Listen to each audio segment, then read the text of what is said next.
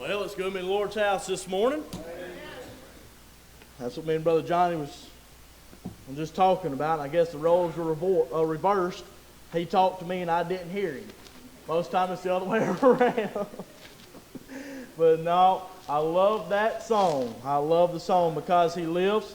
I won't ever forget growing up out at Hurricane, there was a man, Brother Roy Dillard, and growing up, before we built the new church, it was like this. A shotgun church had just 2 rows on it, and he sat right there on the front right on the inside of the aisle, and Wayne Warren sat right where Brother Barry is, and it never failed when you got to singing that song, Because He Lives. He gets down there to that part and says, I can face tomorrow. All fear is gone. He was going to jump up and he was going to praise the Lord because he realized the only reason he could face tomorrow was because his Savior was alive. I won't ever forget, he got down in health and he got so bad. He was on a walker and he refused to sit in the back. He said, that's my seat down there. So he'd get on that walker and he'd come down there and he'd get on that thing and that song would play and we'd begin to sing and that rocker just be a shaking. Everybody think he's going to fall, but he'd take that rocker and he'd get himself up there, that walker, and he'd get stood up on that thing and he'd begin to praise the Lord and he'd look like he was 20 years younger when the Lord got a hold of him. I love that song, and I love that song they's playing during the offertory hymn as well. He touched me. He touched me and made me whole. What about a day when He touched you and made you whole? You might be here this morning, you might be lost and headed to hell. I'll tell you, there's somebody out there. If you let Him get a hold of your life, He'll make you whole. He'll fix whatever circumstances you're in, whatever mess, whatever trouble, whatever trials you've got. If you'll let Him, He'll come and He'll take care of it all for you. You got your Bible this morning, go to the book of Ruth, chapter number 2. I'm fitting to just set up shop here, I reckon. We've been here for a number of weeks now, dealing with the idea of Ruth and preaching through the text here, going from Elimelech and Naomi and them going into the land of Moabite with their boys. And then, of course, now in chapter 2, we have that Naomi and Ruth, they have made it back into the land of Bethlehem, Judah, back there just south of Jerusalem, back into God's land with God's people, and they're still dealing with some troubles, and they're still dealing with some trials there. And we've talked a good bit about Naomi and Elimelech, but we know the story here of Ruth and how that things are about to pick up for her. But I'd like to pull 3 verses out here in Ruth chapter 2 and preach for a moment this morning on Ruth and this idea of barley that she's going after. In the book of Ruth, chapter 2, let's go to verse number 17. Ruth 17. So she gleaned in the field until even and beat out that she had gleaned, and it was about an ephah of barley. That's a bushel and a half there. If you were here one service, I pulled out a 5-gallon bucket. I told you I'm not Hebrew. I don't think in ephahs or omers or anything like that. I think in 5-gallon bucket worth. And that's about a 5-gallon bucket heaped up over on the top of it. It's 5.8 gallons of it. So that's about how much she's got in one day there in the text. And then in verse 18, and she took it up and went into the city, and her mother-in-law saw what she had gleaned, and she brought forth, and gave to her that she had reserved after she was sufficed. And her mother-in-law said unto her, Where hast thou gleaned today? And where wroughtest thou? Blessed be he that did take knowledge of thee. And she showed her mother-in-law with whom she had wrought, and said, The man's name with whom I wrought today is Boaz. Boaz. I'd like to preach with the Lord's help this morning on the thought of when life gives you barley, make barley cakes. We've heard that little saying, when life gives you lemons, what do? You make lemonade. That saying, we always tell that to people because the idea of it is a lemon is something sour, right? Something sour that you really can't do nothing with until you make lemonade out of it. Now, if you want to see something funny, wait until you got a youngin' and hand them a lemon for the first time with the Mexican restaurant. That's a funny face you're going to get out of that. They don't like it. It's sour. They don't want it. And we've got to the point to where a lot of times in life when things ain't good for us and it's sour, and we've been given a bunch of lemons, as the saying goes, everybody tells you, well, take your lemons that you've been given and do something with them and make lemonade. So I'd like to tell you this morning a little something about Ruth and the fact that she has now been given some barley, and she's going to take that barley and make barley cakes out of it. Make barley cakes out of it. Now, can we be honest and say that when Ruth heard Naomi talking about the promised land, how was it always described? Let me put it this way. We're going to have pop quiz this morning. Y'all love those, don't you? Let's put it this way. When the Lord was telling everybody and telling Moses that He's going to get them out of the land of Egypt, I'm going to carry you into what? A land that flows with I'll tell you what, y'all are smart. Y'all have nailed that one. Into a land that flows with milk and honey, a promised land. A land that was given unto Abraham and Isaac and Jacob. A land they're going to get back into. You remember when they sent those spies in there and they talked about how great the fruit of the land was, how prosperous this land was? Now you got Naomi. She goes over here into the land of Moab. She's talking to Ruth, and Ruth decides to come back into the promised land here with Naomi. What do you think Ruth was thinking in her mind there? She's probably thinking, hey, when I get to that last mountain there, north of the Salt Sea, the Dead Sea, when I get to that last mountain, that hilltop, and I walk over and I look down, it's going to be this beautiful Garden of Eden looking type of place. Can you see that? Can you see that in your mind? We've been talking about it's a promised land. It's a land that flows with milk and honey. It's God's land. It's where God's chosen people are. It's where all the wonderful things of God are happening at. It's got to be a great place, right? But then they get over the top of that, and Ruth and Naomi go down there, and Naomi tells everybody, don't call me Naomi. I'm not a pleasant delight anymore. Call me Mara. It means bitter because I'm bitter. God has let me go out full. He's brought me back in empty. The hand of the Lord has been against me. These are all Naomi's words here. They've gone into what is supposed to be the promised land, but while they're in that promised land, things still ain't that great. Fair enough? And y'all see that this morning? If I was to tell you, pack your bags up, we're going into a land that God has touched. It's a land of plenty that flows with milk and honey. And when we get there, we're living in a shack and we're begging bread. Are you going to be happy or not? No. That's what's happening here in the text. Ruth has heard the stories. Now, I know there was a famine. That was the whole reason Naomi left. But she also tells us the reason they went back into that is because she heard that God had what? Visited His people. What the Bible tells us. God had been back into the land of Israel. That means God is back. His blessing is back, and the milk and the honey ought to be back in the promised land. But yet when Ruth and Naomi get there, it's not like that. Instead, Ruth has got to figure out what in the world are we going to do. Can I put it to you this way? She's in a perfect situation to use that saying of when life gives you lemons, make lemonade. In this case, when life gives you barley, make your barley cakes. Ruth has been put into a situation where it's not great. Yes, I understand it's going to get there. Understand there's handfuls of promise coming. But let's be honest, if we're sitting there and I keep telling you it's going to get better, it's going to get better, it's going to get better, it's going to get better, one of these days you're going to finally look at me and say, when? When is it going to get better? You've been talking about it forever. Hurry up and tell me, when is it going to get better? I'm sick and tired of waiting. Anybody ever been out west and go down I-90 across South Dakota to a place called Wall Drug? Anybody ever been out there? 2, 3, 4, 5, something like that. Wall Drug is notorious for what going up and down the road? Billboards, signs. I tried to measure it out because I've been out there several times. We go on that mission trip out there with Locust Grove, and we go across I-90, you leave Sioux Falls, and it pop up on the GPS, and it'd say something like, stay on this road for the next 370 miles. And I'm like, dear God, I didn't know there was 370 miles of road in South Dakota. But anyways, there's a bunch of it out there. But you're going down the road, and there's a sign that says, Wall Drug. Then you go some more, there's another sign, Wall Drug. Over and over and over and over and over again. I tried to keep up with it last time, and if I remember my number right, the first sign that I saw was over 200 miles away from Wall Drug. That's a long way. After you've been driving by Wall Drug signs for the last 5 hours, you're thinking, is it even out here? Is there even a place called Wall Drug? Is it even that good? I believe here Ruth and Naomi can think to themselves, we're trying to go into a land of promise here where God has visited His people, but is it ever going to get better? I'm not very patient. I've told y'all that. I've given y'all some stories. I don't need any more fuel for the Facebook people to not like me. We already got threatened. Somebody in the church threatened to call DHS on my wife last week. I'm not going to name any names, but their last name is Chisholm, and they sit by Miss Kathy.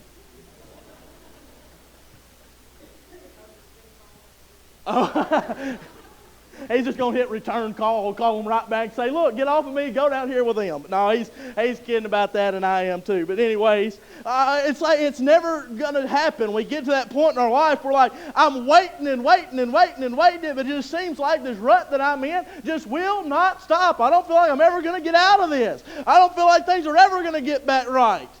There's Ruth. Ruth is right smack dab in the middle of that point in her life where she's thinking, is it ever going to pick up for me? Is it ever going to be better? And this is what God does. He says, I'll tell you what I'll do for you, Ruth. I'll give you some barley. Now, I pointed out in one of our services when we've been talking about Ruth, when Ruth told Naomi she was going to the field, what crop was she going for? Corn. Corn. She said, I'm going to go to the field, and I'm going to try to get me some corn. I'm going to try to go find somebody who I can find grace in their eyes that will let me in their cornfield so I can go and I can glean after the corn. But instead, she got barley. Let me give you a few things this morning. Real quick, I kind of done preached the first one here. Let me give it to you anyways. You'll find some things about this barley. This barley was not necessarily easy to get. It took the threat of hunger to get her up and get her moving. Nothing motivates you like being hungry. Nothing will motivate you like being hungry. What was it that finally made that prodigal son realize the place that he was in? When he realized he was fighting hogs for food because he was that hungry. Hunger has a way of making folks get up and get to moving. It took the threat of hunger. Can I say it took a great amount of humility to get in that field? You want to know who they were instructed to let glean in their fields? Poor folks, beggars, lower class, secondhand citizens. Those are the folks that were allowed to go into the fields and to glean after them. So by going and saying, I'm going to glean in the field, what Ruth is really doing, she's taking herself from up here and putting herself way down low and saying, I'm nothing but a beggar. I'm nothing but a lower class. I'm nothing but somebody that just needs a handout, that needs some help. She had to humble herself to get down and realize that she needed something. That's hard. That's hard to do. Anybody in here like asking for help? No. Not a one of us like asking for help. We like when somebody comes to help, we don't have to ask them, and we don't want them to have to rub it in our face and say, remember that time I come to help you? We want them to help us and forget that they ever helped us. Y'all ever met anybody like that? Because we don't want anything held over our head, right? That's how people are. They had to humble themselves to the point to realizing that she needed some help, and that's not an easy thing to do. Not only did it take hunger and humility, but it took hard work to get the ephah worth. Let me get my bucket. I think I got it over here somewhere. Oh, me. Y'all don't fall asleep while I'm gone.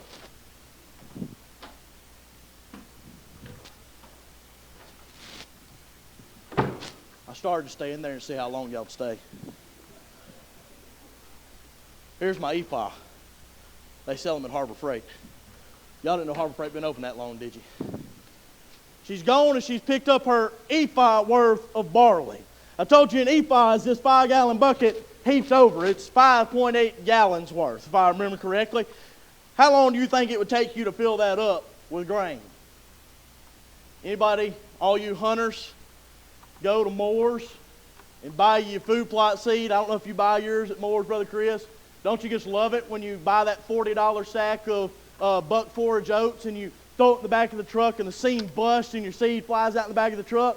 Yeah, we all been there. And we're like, my goodness, I just built a handful. That's like $4 worth of seed right there. And then my papaw, who's 85, 86 years old now, will look at us and say, I don't know why you waste all that money throwing it out on the ground. They've been deer down there my whole life. There's going to be deer down there after you too. Fair enough, papaw. But anyways, you take all that seed, and when you throw it in the back of the truck and it busts, you send your boy in there because you ain't going to do it. So you send little old Waylon up in the back of the truck and say, go get all that seed. And he's picking them up one at a time. Just be glad it ain't clover seed. Clover seed is itty bitty. You won't ever find all of it. Matter of fact, I can't get a food plot to grow, but if I take a bag of wheat seed and let it sit in the back of my truck, it'll grow in the back of my truck with nothing but water. Is what it is.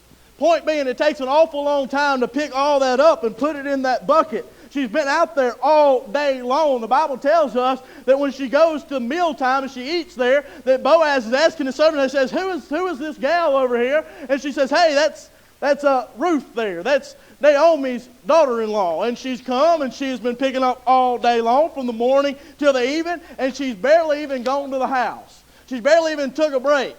All day long, and she's come up with a little over a bucket full. It was hard work to get all of her barley. It was hard work to get it all. I'll tell you this morning that it was not easy to get. But can I tell you something else? and I believe this is where the Lord's really going to help us this morning. She worked so hard, went through all the trouble, went through all the trial, humbled herself, was hungry for it, all to get a bucket full of something that she didn't really want. You ever thought about that? She said she was going after corn. That was her desire. I'm going after corn, and I got barley. I was about to say, can I be carnal and fleshly, but I'm going to say it this way. Can I be a typical Baptist for a second? Sometimes that's pretty similar, ain't it? Have you ever prayed and asked God for something and Him give you something you didn't ask for instead? You ever remember when you was a kid and you was growing up and you wanted that brand new G.I. Joe action figure? I don't even know if they do G.I. Joes anymore. But you wanted that thing and you open the first present and it's not there, and you open the second present, it's not there, and then you're looking around, there ain't no more presents, and you're so let down because you didn't get what you wanted? That's what's going on right here in the text. Ruth has got her mind set on corn. Sweet corn, corn on the cob, cream corn, grilled corn, cornbread. I like it. We're getting there. Now, if you start talking about some buttermilk and cornbread, I'm out. We're just going to stay with the cornbread. She's got her mind set on one thing, and it's almost like God has said, what's that show, the pawn shop, where they bring something in. He goes, the best I can do is, she wants corn, and it's like God is saying, the best I can do is barley. Best I can do is barley. Brother Easton, why is that such a problem? Did you know what barley's used for in the Bible? It's animal feed. Barley was animal feed, and feed that was only eaten by lower class and poor folks. It was baked into a really dry cake, or it was made into porridge. Doesn't that sound good? Doesn't that sound wonderful? We ought to have a field trip and go find us some barley, and we're going to have church-wide lunch. We're going to have porridge and barley cakes. Y'all coming? No. If you come, you're going to be sitting there on the side with your camera on your phone. There we go. I'll get it out in a second. I'm speaking in tongues just more. But anyways, you're going to take your camera on your phone, and you're going to be filming everybody else, watching them take that first bite. Can you already imagine how bad that tastes? You can already imagine how awful that is, knowing that's what they had. Lord, I wanted sweet corn on the cob. I wanted all this good stuff. And you give me barley. You give me animal feed. You gave me poor people feed. You gave me just this random stuff out to the side. Something that was a last resort. It's not what I had in my mind, but it's what you give me. It's not what she wanted. Surely to goodness, when you think about a land that flows with milk and honey, you expect to go in there and be able to get something good to eat. Nope. It wasn't that corn that she had her mind set on, and it ain't the best of meals. It was just enough to sustain her. It's not easy to get. It's not what she wanted. Let me tell you, it's not worth much. It was animal food. It was just cakes. It's for the poor, and it's bad for her image. You know who ate barley cakes? Folks who couldn't get anything else. Here we go. Her ego's taking another hit. Lord, I've already had to humble myself to go get in the field and to work it all. And now I come out with just barley. Just regular old barley. And I don't want no barley. I don't even like barley. All right, let's see what kind of moms we got in here. We're dealing with this with my daughter right now. Mama, you've slaved over the hot stove. You've made a meal. And you tell your youngin', baby, we've got a pot of spaghetti. And she says, I don't like spaghetti. What is your answer, Mama? Be hungry, right? You can eat it or you can be hungry, right? Isn't that what everybody wants to say? Well, I wonder if Ruth here could have been like, Lord, I wanted corn. I had my mind set on corn. I had my mind set on something great. I thought that when I did this wonderful service to Naomi and I left my land in Moab and I decided to come, and by the way, when she came into the land of Bethlehem, Judah, what did she say? She said, your people, talking to Naomi, are going to be my people, and your God is going to be my God. She's saying, Lord, I left everything in Moab. I came over here. I traded all that I had and went all in on you, wanting some corn.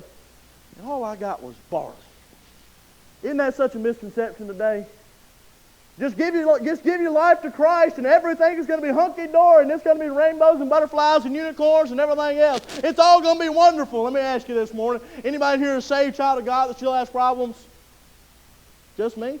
I must be doing this thing wrong. Y'all ain't got no problems? Tell you what, if y'all ain't got no problems, well, y'all finna preach. I'm going to sit and listen to y'all for a little while, because y'all got some secrets that I ain't got. We've got problems. We've been saved by the grace of God, but we still get upset. We still get mad. We still lose our patience. We still have doubts. We still have fears. We still just want to strangle folks every once in a while, because that's the good Baptist thing to do, ain't it? You get so upset with them, you're just like, ugh! We still get that way. We still get fed up. How about this one? Anybody ever said, Lord, I'm doing the best I can. I don't understand why. We ought to put it on a t-shirt. Why? We just don't understand why it's happening to us like this. It makes no sense. God, I'm doing what I'm supposed to do, and I'm wanting corn. I want all the things of the world. I want all of this out here. I want the riches. I want the wealth. I want the nice house, the nice car, the happy family. And instead, you gave me barley. And now I'm struggling.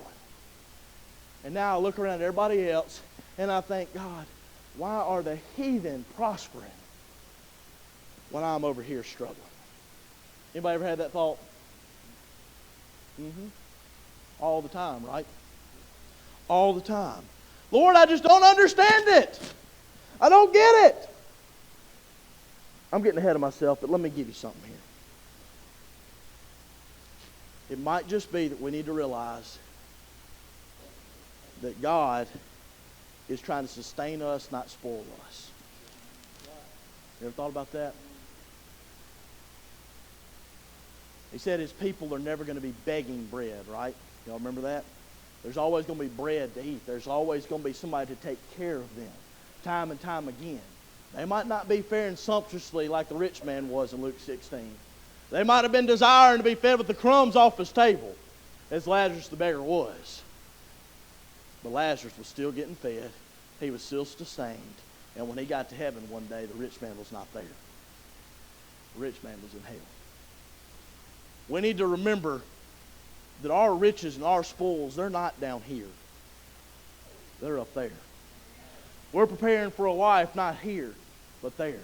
This is not my home. I'm just passing through. My treasures are laid up for me somewhere beyond the blue. That's all I can remember. Sue looked that poem up for me one Wednesday night or Sunday night or something. I read it, and I remember part of it. You see, Ruth here, nowhere in the text at all do we see any grief on Ruth's part that she was upset about barley. What do you think would happen if when the snow and the ice hit, all y'all are cringing, still too soon to joke about this, but when the snow and the ice hit and all the churches were coming together and they were cooking and feeding, and Brother Kerry Nelson, I think he told me that they cooked like 1,400 Boston butts and cooked and fed everybody on that. It was a bunch. It was a ton. But anyways, they done all that. What would you do if you saw a sign that said free hot food and you walked up there and you had your plate and all they had was a bag of Old Roy and they were just giving you dog food? A lot of us were like, what kind of joke is this? And throwing the food back at them, right? That'd have been our first thought. Ruth has gone to the field looking for corn, and she has gleaned barley, animal food, and poor people food. That ain't real fun, is it? But nowhere do we see Ruth bitter at God for giving her that. As a matter of fact, you'll find the complete opposite about her here. What did it say? She went in verse number 18. She's got this bucket and a little more here of barley, and she's taken it. She goes to the city, shows it to her mother-in-law, and she brought forth and gave to her that she had reserved after she was sufficed. I looked that little word up. Because when I see the word sufficed, in my mind is thinking somebody's like, it'll do. It'll do. Speaking of things that'll just do. I never told y'all the story when I asked Sue's daddy if I could marry her. We met at Sydney's Kitchen Grill, whatever it was, when it was in the old Kirk's place there in Pontotoc, and I was scared to ask, didn't know how I was going to do it. We sat there and we ate the whole meal, was just about ready to go, and I was like, well, it's now or never. And I asked him, and I said, go through my spiel. I've got a job now. I've got a house lined up. I can provide for her. I want to marry her. I love her and all of that stuff. And he looked at me, and I'll never forget what he said. Made me feel really, really good about myself, Brother Barry. He said, nobody will ever be good enough for my daughter, but I guess you'll do. Well, it's been doing now. It's been doing now for nearly 7 years, come May. It's been a long time. A good long time. I heard it. I said that, and somebody went, ugh, just waiting for the hammer to just fall on me. It was a good time. Let me be very clear on that. May 4th, okay? I'm going to go ahead and tell her that I remember the date, just so I'm back in good graces, okay? But anyways, he told me, he said, it'll just do. You'll do. I looked at that word suffice, and I'm thinking in my mind, Ruth is saying, well, it's not corn. Maybe it's not what I wanted, but I guess it'll do. I guess it'll suffice. But then I looked it up. I looked up that word in the Hebrew. And it doesn't just carry the weight of suffice. When it says it's sufficing there, it's sufficing in the fact that it met her need. But that word can also be translated as satisfied. She wasn't just sufficed with what she got. She was satisfied with what she got. Oh, time out. Ruth wanted corn, got a bucket full of dog food instead, and said she was satisfied? Mm-hmm. Yep. Because at the end of the day, Ruth just wanted to be full. Ruth just wanted something to eat. Ruth just wanted to be provided for. Ruth just wanted to go and to find grace in somebody's eyes. And by the way, is that not what she's done? I might be teasing a little bit. Lord willing, I'll preach something along these lines. But she got a lot more out of that field than just barley. She got a Boaz. Come back tonight. Spoiler alert, you'll see some more of that, Lord willing. Lord, you just gave me barley. Lord, I was praying for this. My circumstance is this trouble, it's this trial, it's this problem. Everything is going bad for me. I feel like everybody's dependent on me. I feel like I'm doing it all by myself. Lord, I really need your help. But Lord, I feel like you ain't giving me nothing. I feel like I'm just barely making it. I feel like I'm treading water and my head's just barely above water and I'm just about to drown. Lord, I feel like I got to have some real help. And all of a sudden the Lord gives you a little something here and maybe a little something here, a little something there. You ever heard somebody say, be careful what you pray for? You heard somebody say that? There's been some times where I've been praying, Lord, I need you to show up and do something big in my life. And then he does something in my life and I'm sitting there kind of like, not really what I meant. Lord, that's not exactly what I meant. But then it all works out better than what my plan was in the get-go anyways. You see, Ruth here, she wasn't just sufficed. She wasn't bitter about barley. She might have had her mind set on corn. That might have been what she was going out there for. But she took that barley and she went back day after day after day after day. You'll find it in the Word of God. She goes back the entire barley harvest, goes out the entire wheat harvest. She kept going back because she was satisfied with what she had gotten. Because at the end of the day, it met everything that she needed. She carries it back to Naomi, and what's Naomi say? Let me read my last verse here. I'm getting real close. Y'all scared of that? I'm getting real close.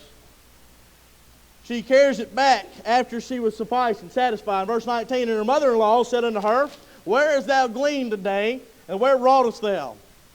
Blessed be he that did take knowledge of thee. And she showed her mother-in-law with whom she had wrought. You want to play that out? Ruth comes in. She's got 45 pounds worth. She's walking like this, dragging it, whatever she's got to do.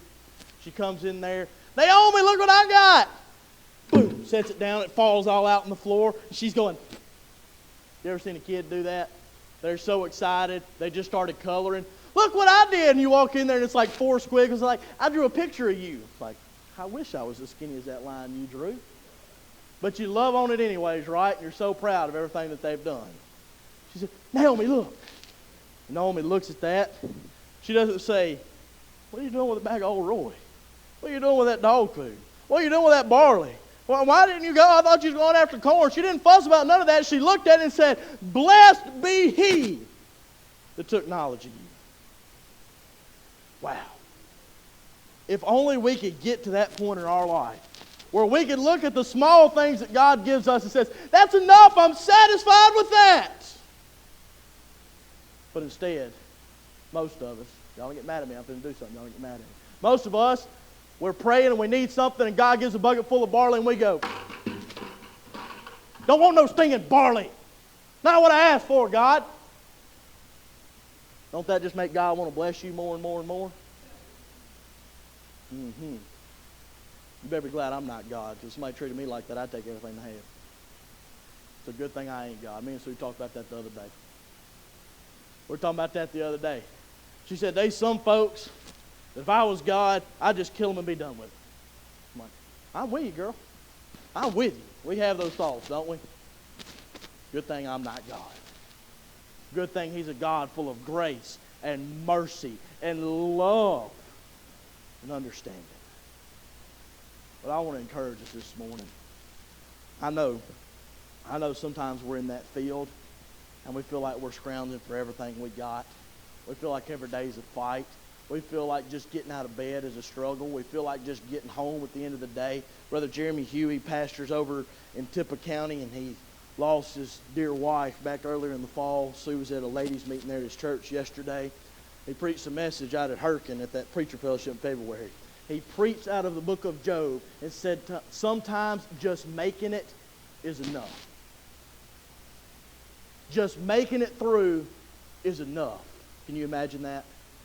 Young man, early 30s, has lost his helpmeet. Got 2 girls there at the house, trying to pastor a church. He's in a building program at a church. You need to pray for him. Lost all that he's got there. And he looks at it and he thinks, if I can just make it, that'll be enough. Can I tell us something this morning? Sometimes the bucket full of barley is everything that we need. Sometimes we don't need anymore. And if we can ever get in our mind where we can see a bucket full of barley and realize that that is God sustaining us, instead of having our mind set on the corn that we wanted over here, because that's what everybody else wants too. If we can focus in on just what God has given us and be satisfied with what He's given us, oh, we'll be so much better off. We'll be so much better off. I've had people talk to me before about jealousy and dealing with jealousy and envy. And I always tell them, I say, you don't know the best way that you can deal with that stuff? I said, how's that? I said, quit looking at what everybody else has got and look what you already got. If we'll take time to look at the bucket full of barley that God has already blessed us with, the food on our tables, the shoes on our feet, the clothes on our back, the vehicle that we showed up in, the wonderful church building that we're in this morning, the friends and the family surrounding us this morning, the love in our home, if we could just focus on those things that God has already given us, we'd realize that bucket is full. We'd realize it's heaped over the top. Ain't fit no more in it. So let me tell you this, and ladies, you can go on the piano. So when you feel like you're in the field and you're down and out and you're beat down and you feel like God is just putting you through the ringer and you can't figure out what in the world is going on and you're praying, God, help me.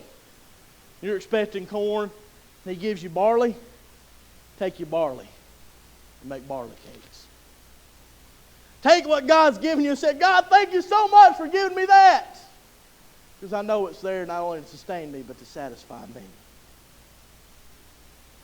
Because I know that's what I really, really need is what you've given me. I know sometimes it's hard. It's hard for me. It's so hard for me. I got a list a mile long of things that I wish I could have or I wish I could do.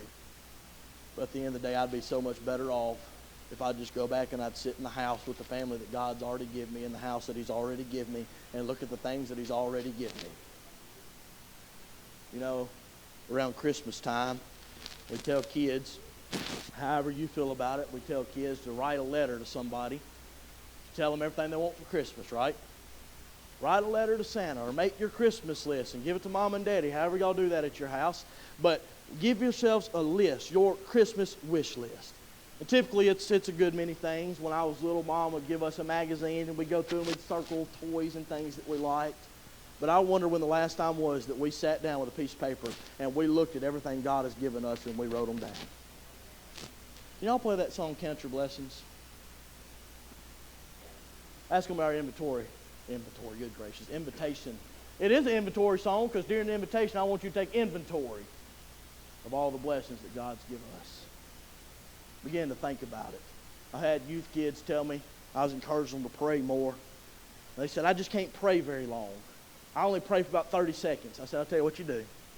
You go home, you close your bedroom door, you kneel down by your bed and start on that wall next to that door, and you thank God for every single thing that's in your room. You get to that dresser, you thank Him for every drawer that's in that dresser. I thank You for the underwear drawer, the sock drawer, the T-shirts, the shorts, the jeans. Get to that closet, I thank You for the jackets that are hung up in there. I thank You for the shoes, every single pair is in there. I thank You for the bed that You've given me, Lord. I thank You for that lamp and the electricity that goes in that lamp and the money that pays for that electricity that comes from that job that You gave my daddy. You start praying like that, it ain't real hard to pray a long time. You know what that is? That's a bucket full of barley, grain by grain, that God has given us.